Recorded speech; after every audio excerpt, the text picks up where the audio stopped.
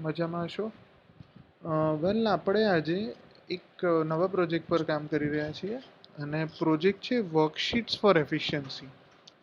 Basically આપણે એવું વિચાર્યું કે ઘણીવાર એવું નોન રૂટીન વર્ક હોય છે કે જે ઘણીવાર રોજ રિપોર્ટિંગ ના હોવાને લીધે આપણા ધ્યાન બહાર રહી જાય છે, બરાબર. અને એને લીધે આપણે જ્યારે હાઈકોર્ટમાંથી કે કોઈ બી જગ્યાએથી આપણને કોઈ સાહેબ જોડેથી રિમાઇન્ડર આવે ત્યારે આપણે એનું સ્ટેટસ ચેક કરીએ કે અરે આ કામ તો મારા ટેબલ પર હતું, મારું બાકી રહી ગયું. હવે આનું રીઝન શું હોય છે? કે એનું રીઝન એવું નથી કે આપણે ઇનએફિશિયન્ટ છીએ કે આપણે કામ નથી કરવું હતું, પણ આપણી ઉપર લોડ એટલો બધો છે એટલે એને લીધે આપણે બધા કામને ઇક્વલી ધ્યાન નથી આપી શકતા. એટલે આપણા પીડીજી સાહેબ રાવલ સાહેબ સાથે જ્યારે ચર્ચા થઈ તો એમણે આ આઈડિયા આપ્યો. આ પ્રેક્ટિસ ઓલરેડી હાઈકોર્ટમાં ચાલુ છે.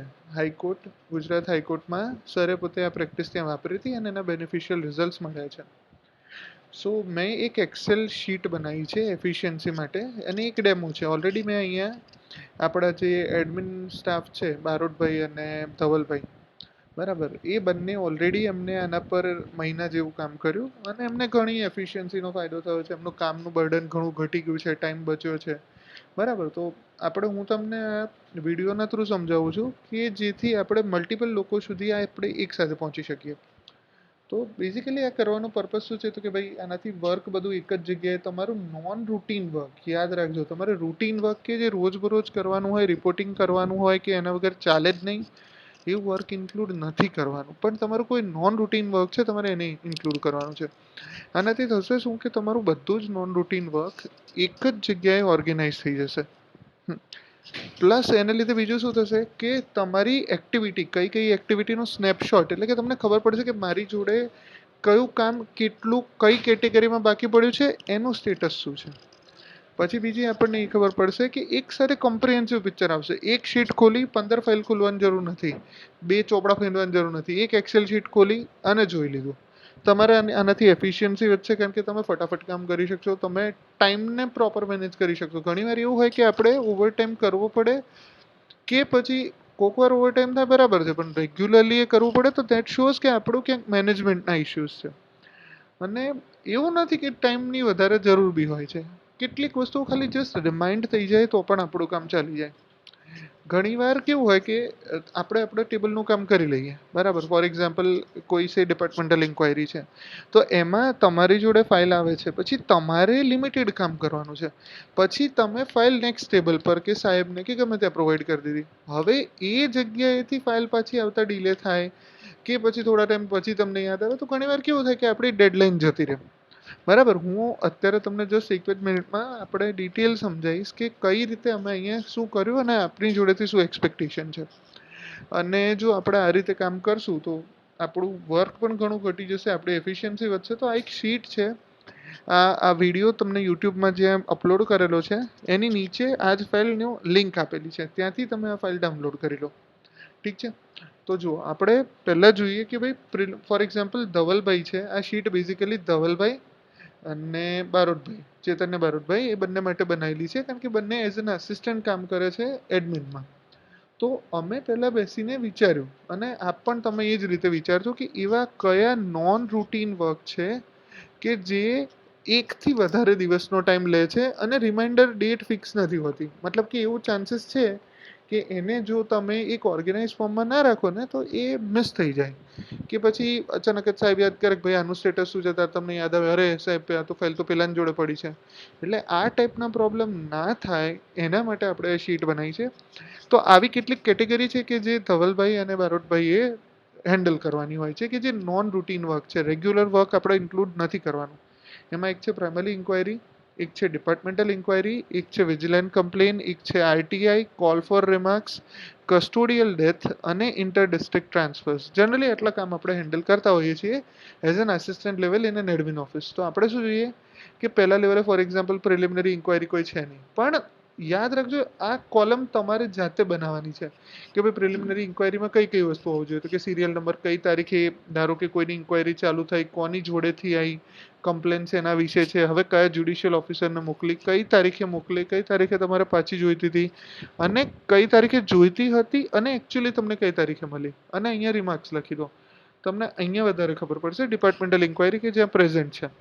સેમ રીતે એક પ્રિલિમિનરી ઇન્ક્વાયરી છે, બીજું એક છે ડિપાર્ટમેન્ટલ ઇન્ક્વાયરી. પ્રિલિમિનરી પૂરી થઈ જાય પછી આપણે એને ડિપાર્ટમેન્ટલ ઇન્ક્વાયરી તરીકે સ્ટાર્ટ કરીએ જો આપણને સબસ્ટન્સ લાગે તો. તો ધારો કે ફોર એક્ઝામ્પલ એક ઇન્ક્વાયરી છે ગયા વર્ષની 1 અને 2, તો એક ઇન્ક્વાયરી નંબર આપી દો. કોના નામની છે ડેલિગ્વન્ટ, એટલે કે પર્સન કોણ છે, તો કે ભાઈ 3 વ્યક્તિ છે, XYZ છે, એમનું ડેઝિગ્નેશન ધારો કે આ છે. કયા ડિપાર્ટમેન્ટલ ઇન્ક્વાયરીનો સબ્જેક્ટ શું છે, તો કે ભાઈ લોસ ઓફ મુદ્દામાલ. કોને આપી છે, તો કે ભાઈ એડી જે છે બરાબર એમને આણંદમાં એડી જે સાહેબ પાસે છે બરાબર. કઈ તારીખે આપણે મોકલી હતી અને કઈ તારીખે રિપોર્ટ રિસીવ કરવાનો, સ્ટેટસ શું છે, તો કે ભાઈ એનું સ્ટેટસ આપણી સાઈડથી ઇન્ક્વાયરી પૂરી થઈ ગઈ. પછી આમાં શું કરવાનું હતું તો કે આ ઇન્ક્વાયરી આપણી સાઈડથી પૂરી થઈ જાય પછી આપણે એક્શન લેતા પહેલા આપણે હાઈકોર્ટ મોકલવાની હોય. હાઈકોર્ટ મોકલી દીધી અને હવેનું સ્ટેટસ શું છે તો કે ભાઈ પેન્ડિંગ એટ હાઈકોર્ટ. તો અહીંયાથી આપણને ખબર પડી ગઈ કે ભાઈ આપણી સાઈડથી બધું પતી ગયું, ઓર્ડર આપણે પૂરો કરી દીધો પણ ઇન્ક્વાયરી હજી પતી નથી, હાઈકોર્ટ એના પર જજમેન્ટ લેશે. સેકન્ડ જે પ્યુનના કેસનું છે મિસબિહેવિયરનો કેસ, જેની ઇન્ક્વાયરી સેકન્ડ એડીજે પાસે પડી છે PQR સાહેબ પાસે, અને તમે જુઓ તો એનો રિપોર્ટ 15/5 સુધીમાં આવી ગયો, 15/5 આવી ગયો કે આવી જવાનો છે જે પણ હોય, અને એ ઇન્ક્વાયરી પેન્ડિંગ છે અત્યારે પીડીજે સાહેબ પાસે. એટલે હવે આપણે શું થાય કે આપણે ખાલી તમારા ટેબલ પર નથી ફાઇલ બરાબર, જ્યારે એના પછીની ત્રીજી ફાઇલ જુઓ, એ તમારી જોડે ડેટ ઓફ સેન્ડિંગ તમે રિપોર્ટ મોકલી દીધો પણ ત્યાંથી હજી આવી નથી. એટલે હવે આનાથી આપણને ક્લિયર ખબર પડશે કે તમારી ફાઇલ ક્યાં કઈ જગ્યાએ પડી છે. ફોર એક્ઝામ્પલ સેકન્ડ ફાઇલ છે મારે જોવી છે તો ભાઈ સાહેબને કહેવાય દેવાનું કે ભાઈ સાહેબ પૂછે કે ભાઈ ઇન્ક્વાયરીનું સ્ટેટસ શું છે, તમારે કહેવાનું સાહેબ એક ઇન્ક્વાયરી તમારી જોડે પડી છે બરાબર. એ જ રીતે આપણને ખબર પડી જાય. ફોર એક્ઝામ્પલ તમે જુઓ તો વિજિલન્સ ને કમ્પ્લેનની કોઈ વાત છે તો એ દરેક તમારા નેચર પ્રમાણે તમે જુઓ કે કઈ કઈ કેટેગરીમાં તમારે કેટલી કોલમ બનાવવી પડશે. ફોર એક્ઝામ્પલ વિજિલન્સ છે તો તમારે રિસીવિંગ ડેટની કોલમ બનાવવી પડે, કોની જોડેથી આવી કમ્પ્લેન શેના વિશે હતી, કોને મોકલી, કયા વિજિલન્ટ ઓફિસરને મોકલી, કઈ તારીખે ડ્યુ છે કે ભાઈ આ તારીખ પહેલાં તો આવી જ જવી જોઈએ રિપોર્ટ છે, અને છેલ્લે રિમાર્ક્સ છે. ફોર એક્ઝામ્પલ જુઓ એક આપણી જોડે આરટીઆઈ આવી છે બરાબર, આ એક આપણા એપ્લિકન્ટ છે, એમણે આરટીઆઈ ફાઇલ કરી 11મીએ, એમને આપણે આ તારીખે બોલાય છે એટલે આપણે અત્યારે ખાલી આ સ્ટેટસ લખ્યું.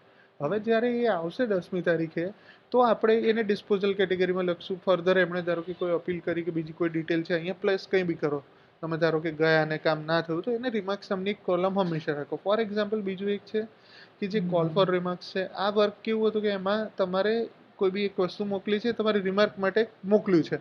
કોની ઘણીવાર કેવું થાય કે આપણી જોડે કોઈ રિસીવિંગ ડેટ આવે પછી આપણે ક્યાંકથી રિમાર્ક લઈને ક્યાંક મોકલવાનું હોય, તો અહીંયાથી લીધું આપણે અહીંયા રિમાર્ક માટે કોને મોકલ્યું તો કે ભાઈ એમને મોકલ્યું. આ ગ્રીન, આવી રીતે તમે કલર કોડ બી કરી શકો. ગ્રીન કોડ મતલબ કે તમારી જોડેથી આવેલ, તમે ફાઇલ કરી અને કમ્પ્લીટલી તમારું ટેબલનું કામ 100% પટી ગયું, હવે તમારું ઓફિસનું કામ કે તમારી કોઈ જવાબદારી રહેતી નથી. આ રીતે કલર કોડથી તમે શેડ કરી શકો.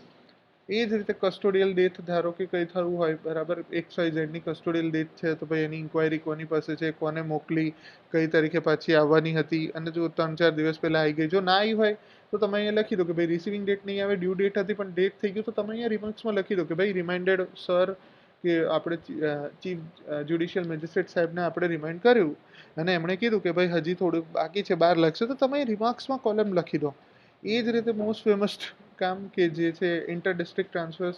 તો જુઓ ડેટ ઓફ રેસિપન્ટ ઓફ એપ્લિકેશન કયા એપ્લિકન્ટની હતી, એટલે કે કયા એમ્પ્લોયની છે, એમનું ડેઝિગ્નેશન શું છે, શું વન વે છે, બાય વે છે, મ્યુચ્યુઅલ છે, ટ્રાયેન્ગ્યુલર છે, કઈ જગ્યાએ એમને જવું છે. એટલે ફોર એક્ઝામ્પલ ધારો કે મિસ્ટર એનઓપી આઈને પૂછે કે ભાઈ મારું સ્ટેટસ શું થયું, મેં તમને 10/5 મેં તો તમને કઈ તારીખે આપી હતી, ધારો કે એમણે 4મી તારીખે આપી દીધી હતી મેમાં, અને એ આઈને આપણને આજે પૂછે છે કે ભાઈ તમે શું કર્યું. તમે કહી શકો કે 1 મિનિટ જો અમે ખેડા 10/5 મોકલી દીધું હતું બરાબર, અને એ વસ્તુ હાઈકોર્ટ બી ફોરવર્ડ થઈ છે પણ હવે હાઈકોર્ટમાંથી કામ પેન્ડિંગ છે બરાબર. અહીંયા જુઓ તમારી જોડે રિસીવિંગ થઈ ગયું છે પણ તમે હજી હાઈકોર્ટમાં ફોરવર્ડ કર્યું નથી બરાબર, તમે આટલી હદે કામ કર્યું છે. એટલે તમે જો આનાથી કેવું થયું કે આ નોન રૂટીન વર્ક જે છે તમારું એ બધું રેડી થઈ ગયું બરાબર. તો આ રીતે તમારી જોડેથી એટલું એક્સપેક્ટેડ છે.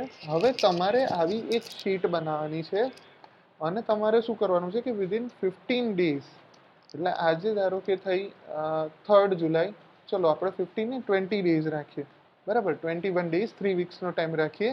એટલે 3 વીક્સમાં તમે મને એક શીટ બનાવી દો બરાબર તમારા કામની, કે જે નોન રૂટીન વર્ક છે, જે જનરલી ધ્યાન પર રહી જાય. તમે જોઈ લો મતલબ તમારું કોઈ ટેબલ છે કે તમારા બ્રાન્ચમાં કોઈનું ટેબલ એવું છે કે જ્યાં આ વસ્તુ રૂટીનલી મિસ થઈ જાય છે અને એના લીધે શું થાય છે કે ડીલે કે બેકલોગ ક્રિએટ થાય છે. તો એ ના થાય એટલે 3 વીક્સમાં, એટલે આજે આપણે ગણો 4th-5th તારીખ છે, તો આપણે અરાઉન્ડ 25th to 26 વર્કિંગ છે, રાઈટ? તો 26th જુલાઈ, બરાબર, 2021 એ તારીખે તમે મને ઈમેલ કરી દો. મારું ઈમેલ એડ્રેસ છે એ હું તમને આમાં અગેન લિંકમાં અપલોડ કરેલું હશે, બાકી લખી દઉં છું, courtmanager.anand@gmail.com. તો તમે તમારી આવી ફાઇલ બનાવી અને મને આ ઈમેલ પર ઈમેલ કરી દો, એટલે જેથી કેવું થશે કે આપણે આને જોઈ અને આગળ પ્રોસેસ કરીએ. આ વસ્તુમાં સાહેબને પોતે મારે પીડીજી સાહેબને બતાવવાની છે.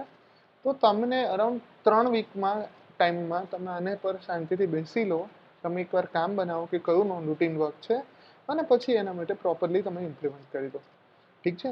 તો અને ફર્ધર તમને કોઈ પણ ક્વેરી હોય તો તમે મને કોન્ટેક્ટ કરી શકો ફોન કરીને 4663 અથવા તો 9033281998. આ બંને મારા મોબાઈલ નંબર્સ છે, બરાબર? આના પર તમે મને આરામથી ગમે ત્યારે કોન્ટેક્ટ કરી શકો, બરાબર? તો તમે મને જે પણ તમારી ક્વેરીઝ હોય, જો તમે ક્યાંય અટકો તો, પણ આઈ ગેસ બહુ સિમ્પલ છે. પર્પઝ શું છે? નોન રૂટીન વર્ક માટે એક વર્કશીટ બનાવવાની છે. સેમ્પલ વર્કશીટ તમને વિડીયોની નીચે આ જે શીટ પર હું કામ કરું છું, આખી શીટ સેવ થઈ અને હવે આને હું અપલોડ કરી દઈશ, બરાબર? તો તમે એ જ રીતે કામ કરો અને એક શીટ બનાવીને મને મોકલી આપો, બરાબર? ડેડલાઇન છે આપણે 26 જુલાઈ, તો 26 જુલાઈ પહેલાં આપ મને આ શીટ બનાવીને મોકલી આપો, એટલે પછી પીડીજી સાહેબ સાથે આપણે ડિસ્કસ કરી અને આ પ્રેક્ટિસને ચાલુ કરીએ. તમને સિરિયસલી તમે બારોટભાઈને કે ધવલભાઈને બી પૂછી શકો કે એમનું કામ કેટલું ઇઝી થયું, કેટલું ફાસ્ટ થયું અને એમનો ટાઈમ ખરેખર બચ્યો. ઠીક છે? તો હોપફુલી આપણે આ પ્રોજેક્ટ પર કામ કરી અને આનંદની પ્રેક્ટિસીસને બેસ્ટ તરીકે બનાવીએ.